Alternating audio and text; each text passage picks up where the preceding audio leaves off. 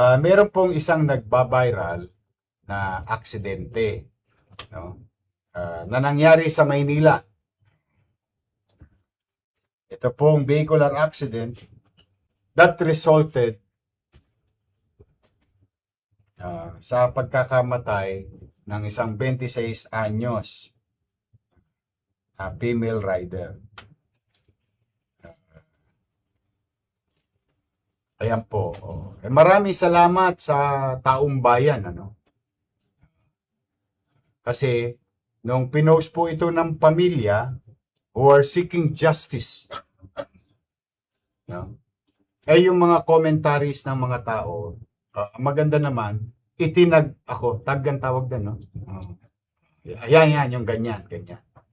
Siya naman bagay na dumapo sa akin. Pagdapo naman sa akin, nung shinare ninyo, katulad ng sinasabi ko kanina, I was now informed. So immediately, ordered and shared the information to the head of traffic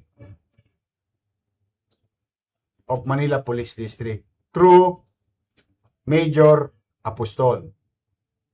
Pinadala ko kagad sa kanila, kako siya sa atin, dahil humingi ng hustisya, dahil nangyari sa Maynila, bagamat taga Nabotas yung biktima, no?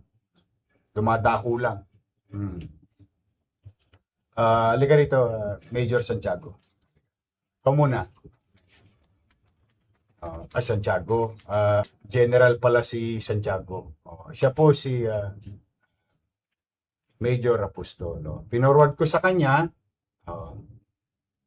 that morning, the whole day, nagsiyasat sila, 10 ng kanyang mga kasama, at tinunton kasi walang CCTV doon sa area, which is a very good thing, no? Na magandang experience to. Baka pwede doon sa area na yun. But through the effort of NDTEU, Major Apostol at 10 ng kanyang mga kasama, napagtanto-tanto po. At effort na rin ng Northport witness, eyewitness. Kagabi po, malugod naming ipaalam sa inyo, in a matter of few hours, na-resolve na po yung insidente. Ngayon po ay tangan-tangan na namin yung suspect. Ito po siya.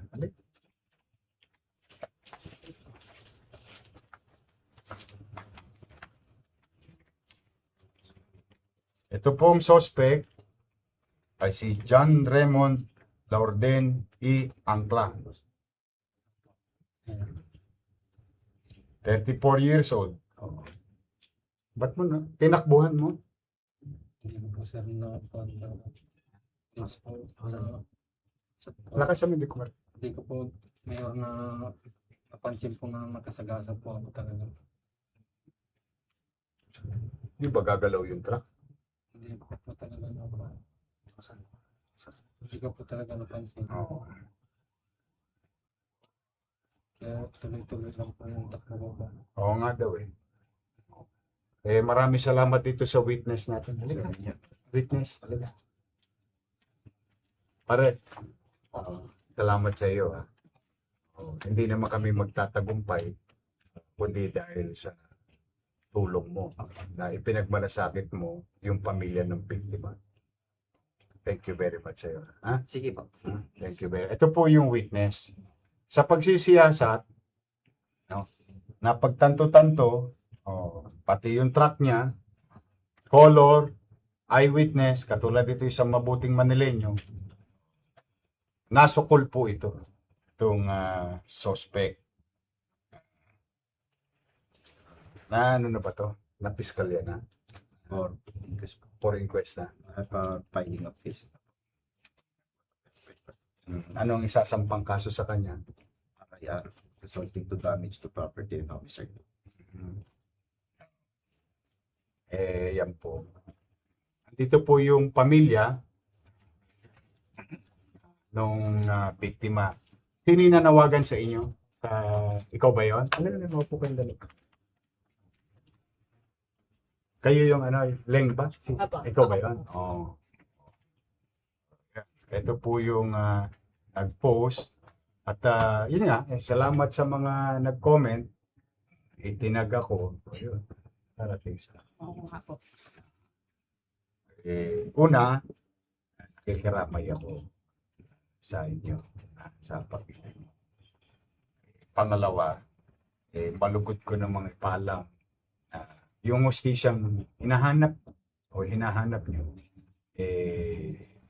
makakamit nyo. Salamat sa kanila. Salamat. Nakaburol na yung Paggabi lang.